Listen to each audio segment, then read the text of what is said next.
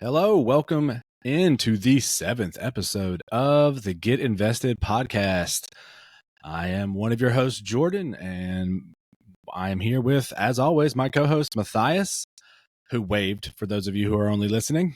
He is indeed here. You'll hear him in a minute. Today, we are excited to get into a kind of a little synergy, if you will, of what's going on in the wider world of multifamily and maybe the economy, etc. Some things that you may or may not have read in a newsletter last week, and also kind of some things that are talking that just going on here at Capital Velocity Investments. Now, for those of you watching, I do want to just approach something very quickly. Yes, I'm wearing a lot of Carolina gear. First of all, deal with it. Second of all, the reason I'm doing it is because they have their first game tonight. And yes, I know I'm dating this podcast, but it's worth it. So go Heels. Anyways, Matthias, let the listeners know where we're going to start and what we're going to get into today. Yes, hello everyone. Today we're kind of going to get into almost a state of the union for CVI and kind of what we're focused on, what we've been doing, kind of behind the scenes, and then obviously I'll tie that into what we're seeing in the multifamily and broader economy outlook, and why we're doing what we're doing, and kind of to take advantage of a situation that we believe is happening right now. I can basically start by pulling out my crystal ball and the newsletter that Jordan referred to. I described how the interest rate hike and then now subsiding scenario, that basically what the shock that sent through the markets, I think has created a pretty strong opportunity for buying in the apartments. And basically here's why. They hiked interest rates in 2022, kind of started in the summer and through the end of the year, and that gave us basically it screeched all trades and everybody's buying opportunities to a halt. We were under contract at the time, so we barely got in under the wire with a interest rate that would work before they climbed even higher than that. So basically, what happened is that caused all the trades to stop, prices to kind of slow down in terms of the appreciation that we'd been seeing for since COVID through 2022. All the prices were shooting up. So it kind of caught a lot of people off guard, myself included. We've never seen interest rates go up that fast. So what was happening kind of behind the scenes in the market was that everybody, all the developers and builders and all the high growth markets that everybody was flooding to, all the population growth, they were building and starting construction, pulling permits, all that whole process that takes 2 to 3 years to complete. In those high growth markets, they were buying and building everything. So what happens is they start these constructions because they have great debt, when interest rates were down 3-4%. So they can afford to do all these new starts. They started all those, and then construction completely stopped once the interest rate spike happened, because it didn't make sense to hold those costs. The cost of debt was so much higher and nobody could afford it. So what we're experiencing now in 2024 is all those construction starts that happened back before the spike are being completed. Those units are being delivered to all those big high growth markets like Charlotte, Atlanta, Dallas, San Antonio, all these places that were real, and Phoenix. Like there's a whole bunch of them that everybody was focused on building in because there was such demand and super growth of the rents in those markets due to everybody moving to those MSAs. So basically, all those units are being delivered right now. It's the most units we've ever had delivered. Are being delivered in 2024 and early 2025, because it was the most construction we'd ever seen start ever back in 2022. What that's going to do in the future, though, is that there's been virtually no construction starts between 2022 when the rate spiked till now that they're starting to subside. People are once these units are delivered and absorbed into the market, and this year in 2025, the rent growth is going to spike again, because the supply or the demand, all the people moving to these places, none of that has slowed down. Those are all stable, really high levels in those markets that I'm speaking of. And so as people move in, they absorb all these new units that just came on. which has softened the market. Prices have come down, rents have come down because all the new supply, supply demand curve basically. Well, after that takes place and the supply stops, demand staying stable, the rent growth is just going to resume right on top. And I think all the big players in multifamily understand this, that even though it's kind of a pause right now through maybe middle of 2025, the rent growth is going to resume for another 2 to 3 years because they're just now being able to start construction as rates start trickling down. The Fed has said they're going to lower in September. So basically, what that's going to create is buy opportunities right now, I'd say in the next 6 to 12 months while all that new supply is coming on. And then the rent growth is going to, and appreciation is just going to continue because it's going to take 3 to 5 years for construction to catch up to the levels of supply that they were delivering this year. And there's no reason to believe that demand will slow down at any time. So I realize that's a whole lot, but in a nutshell, that's what we're seeing in the market, or what I believe is going to happen in the market. And I think the rates coming down, allowing us to get better and better debt loans as we buy properties, and prices coming down due to influx of supply on the market is providing us some really, really good buy opportunities right now. So we're excited to kind of get after everything we can possibly buy right now. Okay, so that was a lot. Maybe we can break up a few of those things and we can we'll probably circle back to them as we're talking about other things. I mean, I first want to just, as this is one of my jobs, you want to tell everybody what MSA stands for? I mean, I think we could all figure it out from context, but we like to. I don't even know what the acronym stands for. It's like a metro area. Yeah, I figured metro something, but yeah, I don't know what it stands suburban for. area. Okay, should I just look this up? Let me just look this up. We can, right, guys. This might make us look foolish. This is learning by Googling. Back when I taught, this is what I told my students to not do that often, but sometimes you got to. Well, actually, I told them to not do this. When it comes to flying airplanes, MSA stands for minimum safe altitude. I know that, but I don't think that's what we're referring to when it comes to cities. Statistical area. The metropolitan statistical area. There you go. So an area that is the metropolitan area that they use to produce statistics. Okay. Yeah. So, I used to always get annoyed when students would bring something that they Googled to me to prove that what I said was wrong. And it would just be like Joe Schmo's blog. Anywho. But hey, that's an immutable source I got that from. That's Wikipedia. So that's right. Quotable. Yeah. Yep. So referenceable. From the census, probably where they got that. All right. So speaking of MSAs, it behooves me to mention that if any of you have been listening the whole time, that you might remember a little squabble Matthias and I got into about comparing Tallahassee to Charlotte. Now, notice who did not come up on that list of big booming places. Tallahassee. Tallahassee was not on that list. Is correct. Charlotte. I do not look to invest in Tallahassee. Is on that list. And it's just nice. I mean, we're not doing this based on anecdotal, but I can tell you, living in Charlotte, that it is very much exactly that. There's so much new construction. Last stat I saw, there's 60 people per day moving into the Charlotte metropolitan statistical area. There we go. Boom.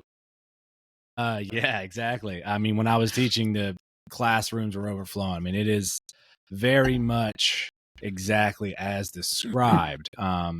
Now, having said all that, I think one of the things that we may want to clarify is about, we know that this is going to be happening in Charlotte and Dallas and Atlanta, although I feel like it's a little bit more of a mix. Atlanta's crazy. Anyways, let's not talk about Atlanta, just in general. But if I understand it correctly, the metropolitan area is kind of a bellwether, if you will, of our moves, which don't necessarily have anything to do specifically with those areas. Yep, that's a very good point. So basically, we are not looking to buy in Dallas, Charlotte, in any of these big cities inside the cities.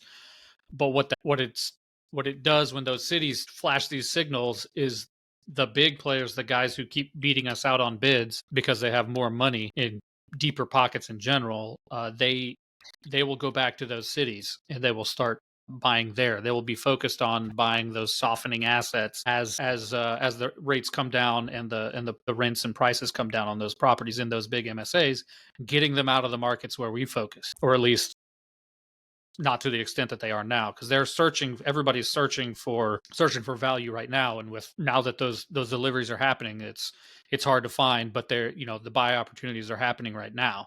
So what that does is that loosens up the markets, the tertiary, secondary markets where we like to focus, and it also keeps the construction attention, since nobody's been building over the last 2 years. That attention is going to go right back to those big MSAs like that are growing at that rapid rate, because that's where the best, most secure return is for their investment when they build new properties. So that leaves a dearth of new properties being built across the markets that we focus on, because nobody's building anywhere right now. But when they come back, they're going to rush to those high growth areas in a huge market. So we stay out of those, but all those signs point to our type of properties and our type of market, it's being rising in value rapidly over the next 5 years. Okay, so first, I think maybe the listeners have two questions. One, you keep mentioning Charlotte, and then it's tertiary and secondary markets. Is it possible we might be moving into North Carolina? Stay tuned. Second, more important question. Someone might say, okay, but I listened to a podcast where you said the population growth in tertiary and secondary markets is a real big part of your business plan. So if everybody's moving to the city and they're not building out there, then how does this work? So, I mean, maybe we want to explain the nuance there. Yeah, it's a matter of scale. Percentage wise, the growth numbers in some of these markets we're looking at are the same percentage growth, but whereas it may be, growing by, I don't know, I'm gonna throw some numbers out. 1,000 people a day in some of the markets we look at, they're growing by 10,000 people a year or whatever, in the bigger markets. The percentage of growth may be the same, but the scale of growth is much bigger. The amount of people moving, overall amount people moving to Charlotte is greater than the overall amount of people moving to Gulfport, Mississippi, or Hattiesburg, Mississippi, where we're really focused on right now. So the percentage of growth is fine, because again, there's nothing's being built in those markets that I'm looking at. So the demand is shooting up there, and even potentially even faster than in the other places, because there's no supply being delivered. So, I mean, I think they can get that. There's kind of a general, what's the word I'm looking? Condensing. But in that condensing, people end up in these tertiary markets as well, especially considering the sprawl that we see in places like Dallas and Charlotte and Atlanta. There's always going to be places right outside of it that, I mean, thankfully these days, like we talked about before, those places that aren't necessarily big cities they have cool things too. So people are moving there. Now, I guess this is just a curiosity question. I am supposed to be learning here. What does it take? I mean, I think we all get, they can build bigger things, bigger scale things, because there's so many more people moving we're going to keep using Charlotte. So they can build huge complexes. They can build a ton of them. They know what's coming. What is it that happens so that they actually build new construction in these tertiary markets? Probably smaller, of course, but I mean, I see some of that. So what's that look like? Basically, usually it's a local developer. So in state, it's kind of focused in some of the major markets around that state. They'll go and they'll I mean, the debt that they take is probably pretty comparable to the national builders that are building in the huge markets. But basically, it's just a little bit smaller scale, a little bit slower, and a lot harder sometimes to deal. It depends on the market, but sometimes it could be harder to get the permitting and all the entitlements and all the paperwork and blueprints and all that stuff done, because of all the focus that goes on in the huge markets. The smaller markets it takes a little bit longer. It's not quite as much bang for your buck. Usually it's the local developers that take on building in a tertiary market. Still very lucrative. It's just The lenders look at it as a slightly more risk because there aren't the 10,000 people moving a year like there are to Charlotte or whatever. So it's a little more risk, meaning a little bit higher interest rate and a little bit slower. So it's a little bit more expensive. Time equals money when it comes to developing, because the longer it takes you to get all your paperwork in order before you can even break ground, which can be a year to 2 years process. Oftentimes the actual building is the quickest part. It's all the paperwork that goes in ahead of time, getting permits and utility access and all these different things that go into development and construction. That's the expensive part because it takes a lot of time to do, and then your holding costs of paying your loan payments over that time is the expensive part. You just have to have huge cash reserves to be able to do that. I think a lot of people would find that it's interesting, because I think a lot of people would think about it being the other way around. Like, if you're in a smaller market, things can happen faster. So that's interesting that that's not necessarily the case. I mean, I think it depends on the municipality and what their experience Very is much. and Yep. who's working Exactly. there. But yeah, that's interesting. Also, how much where in that municipality are you building? Like, back in the day, I lived out in Belmont. People were building in like empty fields. I bet that was a lot easier than when they wanted to renovate this old tobacco warehouse that was right in the middle of town. And I mean, I started living there in 2015, and I think that thing opened in like 2023.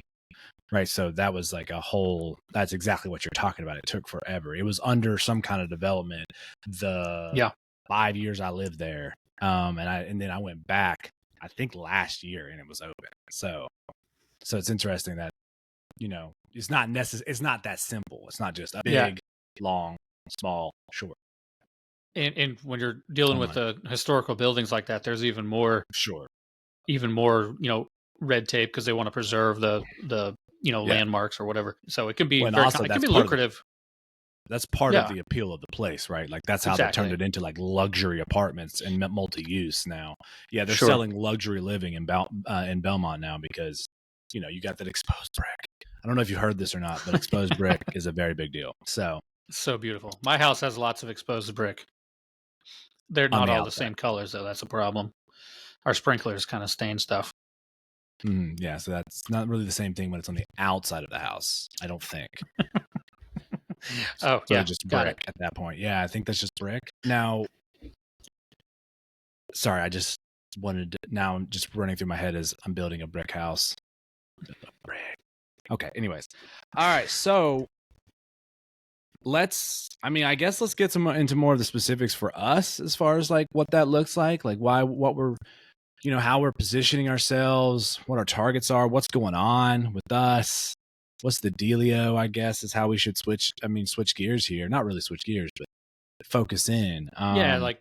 I mean, there's a lot going on. So, yeah, where do you... Yeah, exactly, right? We're talking theory. Now we got to do praxis. We got to apply it. We got to put it in effect. So, we got a lot of things to talk about, but I guess the most natural one would be to start talking about the opportunities and the things that we're looking at right now and why we're loving them. Yeah, so on that note of development, like we were just talking about, we're getting ready to launch our development opportunity here. As we record this, we have not gone live yet, but more than likely by the time this airs, we will have gone live. I cannot give any details about it because it's we have some SEC compliance, but basically it's a development deal. It's shorter term, but it's a great return, and that's about all I can say about it. It'll be clear to our investors that will ask about it. We'll give the details at that point. I can't broadcast anything else, but we're excited about it and we're ready to go live, and we think it'll go pretty quick. We think the appetite of the investors will be pretty high once they see the details. So that's what we're excited about. But also, can we just mention? Yeah. Broadly speaking, the hurdle one will have to jump to be a part of this project is going to be lower than a previous project. Yeah. So we would expect this minimum investment on this upcoming opportunity to be in line with us historically, not our Savannah, which is officially closed now, the raise and the property. We're now into operations mode in Savannah, but that was a really high investment minimum just because of the size of that project. It was a very, very big property with a lot of money required to take it down. So obviously that minimum was a lot higher than anything that we've been used to in the past. But going forward, we're going to try to keep it as always towards the low end, so that everybody who wants to can participate. Yeah, and again, those details will be coming soon. Yeah, I mean, I would just add that we're very excited about this first foray into the development space. We've had conversations about, oh, here's the 3 ways of value add, and here's, we focused on our main thing, but we actually have diversified. Another thing that you may have just heard on a podcast is a good thing to do. So hey, we're really excited about it. And now that you brought up Savannah, is there any updates there that we might want to just go ahead and broach since we're on the subject? Or other than just it's closed? Or I don't know. No, I mean we're already beating numbers. Okay. We were beating numbers within 2 weeks of closing, which is awesome. Meaning the rents we're getting are already higher than what we underwrote when we kind of were bottom lining the deal. We're already beating those numbers. The renovations have started. We're looking at doing the tennis court into a pickleball court. We're getting all those quotes. We're in the process of doing all that stuff that was per our business plan now. So it's off to the races. That hurricane parked over it for like a week, and we had a little bit of water intrusion in the clubhouse, but that was it. So we were very fortunate in that it wasn't worse. It wasn't a strong wind. It was mostly rain that was the issue. That property is well situated and it's not in any sort of flood risk. I mean, that's one of the things we worry about when we look at property on the coast. And clearly roofs are in good repair. Caulk is in the right place. No issues there. No, now, no problems there.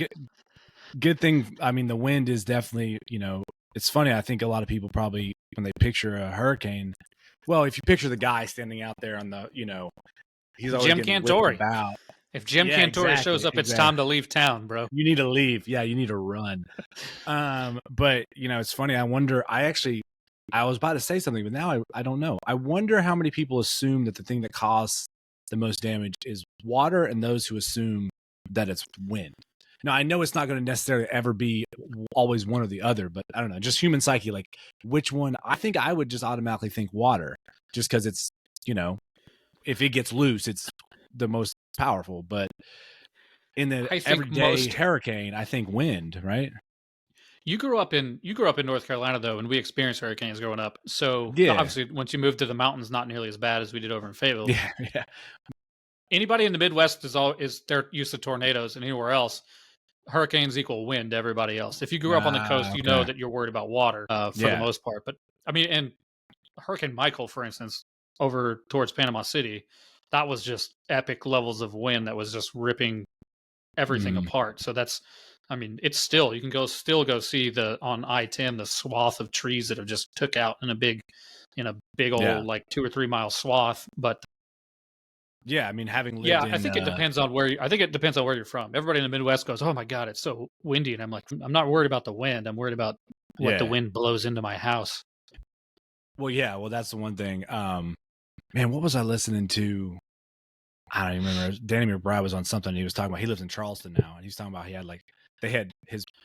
but they're not from Charleston, right? They're from he's from like Virginia, and I don't remember where his wife is from, but they had run out with weights to weigh down things in the hurricane.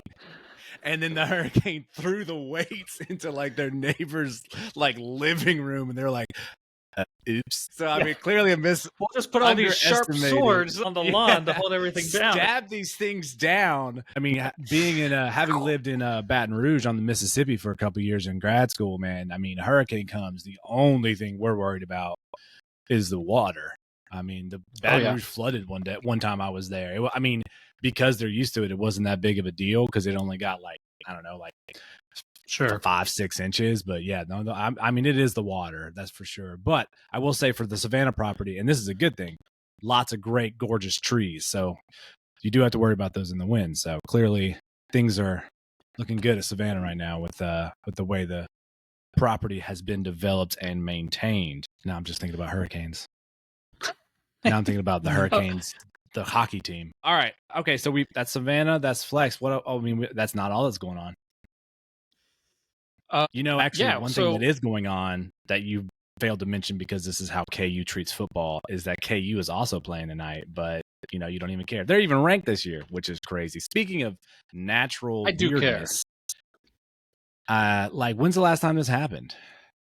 Pigs flew, hell froze over. You talking about the What KU was was it? ranked at the very end of Preseason, last yeah. season, but preseason we might go back to Cale Yeah. Sayers. I'm not even sure. Back when The it was Kansas leather kind of, helmets and yeah. just all right. Well, I sorry, I really got don't us off know. track. Yeah. Yeah, no worries. So basically, what we're doing is I'm evaluating properties every week, multiple properties every week. I have brokers that send me stuff. Hey, have you seen this? What do you think of this one? There's some off-market deals, some market deals that we look at. Like I said, we were just bidding on a property down in Gulfport, and we just missed out on our bid to another group that was doing a 1031 exchange, which is they're much more likely to close. So it's very hard to compete with that kind of money. It was a big hedge fund that was doing it. So, it's hard to compete with that. So we lost out on that bid, which is unfortunate, but it happens regularly, as it turns out. But we're evaluating deals constantly, making offers in our target markets. Looking really hard at Hattiesburg. There's just not a lot of inventory moving up there. Looking really hard down on the coast. There's a lot more prospects coming to my inbox down in Gulfport, Biloxi area. So we're really excited about that, and hopefully we're able to get something under contract soon. But so we're looking at those areas. I'm not looking too much in Florida. At this point, we're struggling with insurance issues down here in Florida. The property insurance market is just it is really tough to make things work. Even though all the rent growth and demand and all that is still there, insurance is a real risk, and we're kind of staying out of that for now. But we're also looking pretty much across the Southeast, and so in markets where we don't have specific teams built out, a property management team or maintenance and all the experts that it takes to really do it right. We're partnering with other people who are built out in those markets. So, for instance, Savannah, we partnered with people who have units in Savannah already that are leading that charge. We partnered with them to kind of give that opportunity to our investors, and we're looking at several other markets. Valdosta. We're looking at basically all South Georgia. We're looking at Alabama. There's some stuff in Montgomery. There's stuff all around the Southeast that we're looking at that has some real promise. And the reason we're able to do that is because we've been partnering and looking to partner with other groups that really align with our interests. I've written a couple of newsletters about how exciting it is to find other people doing the same thing that are usually a little bit further along than we are.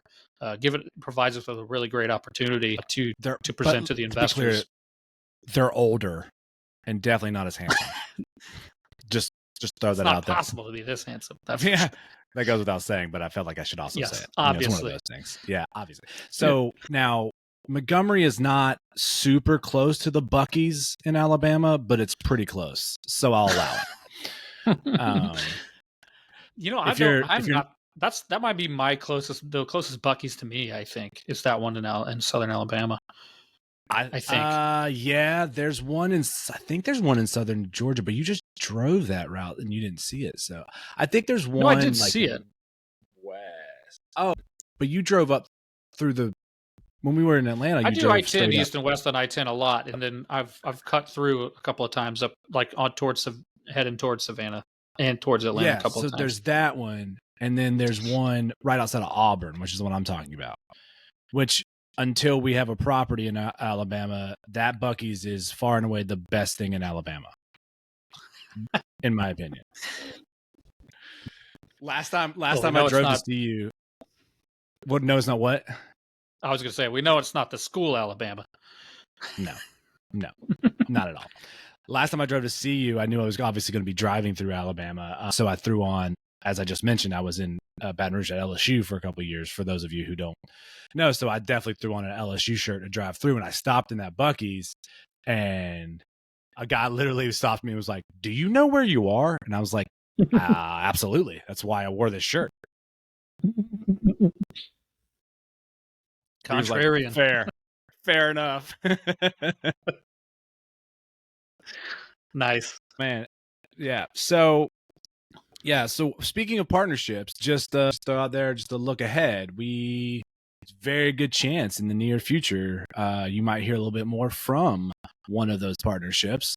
We're hoping to get some of those good lads and lassies on the. I don't know why I went Irish there for a second, on the podcast soon. So just stay tuned for that. Now, we've covered metropolitan statistical areas. We've covered the markets we're looking at because of the boom in these MSAs. We've talked about some opportunities. We talked about our partnerships, but there's I think there's at least one last thing we really need to talk to before we get out of here is our own development, not externally, but internally. So what do we got coming up? Yeah, so we're in the process of Jordan. That's one of the reasons we brought Jordan on, is to help with building out kind of our infrastructure, our electronic infrastructure. Anybody who knows me knows that me and technology, when it comes to computers and websites and apps and all that stuff, that's not nobody would accuse me of being super excel at that. So excel. It's not as bailiwick.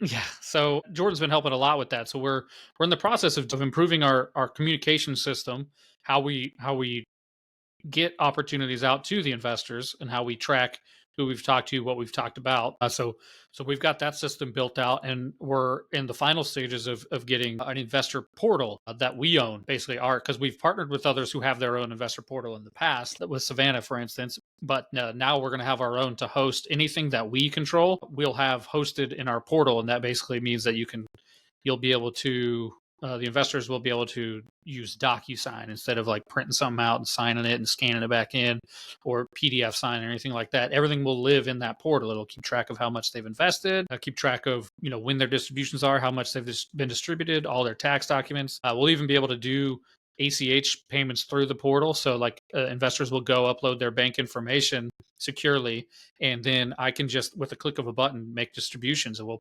more than likely anything that we do with the portal, we'll do monthly distributions, just because it's that much easier, and people pay bills monthly. So I think they should get paid monthly if it's possible. So is that why all my creditors and the power company are always so mad at me because I pay quarterly? Yeah.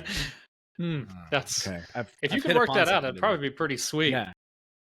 They would have issues. I'll send you a check every 3 months. Don't worry about it. Exactly. Now, brass tacks, guys. What this means is if you are currently an investor, you will no longer get a real paper check with Matthias's scrawl on it that you then use your phone to deposit. So that's, direct deposit is pretty exciting. Also, I'm sure Matthias's hand is also excited about not having to write all those checks. Yes, my early onset carpal tunnel, because I also addressed the envelopes before we got the label system down. So it was painful for a minute. But the downside, though, is that you won't be able to take those pictures of you dropping them into the mailbox anymore. It's just not as sexy on the screen. I'll just have to take a picture of me clicking the mouse. Clicking a button. Yeah, that's not, I don't know if that's as photogenic. But go ahead. So that obviously doesn't really increase returns at all, being able to do things electronically. That it kind of doesn't impact that. What it does do, it frees me up from some of the time-consuming duties via the communication and the cutting checks, managing everybody's investment.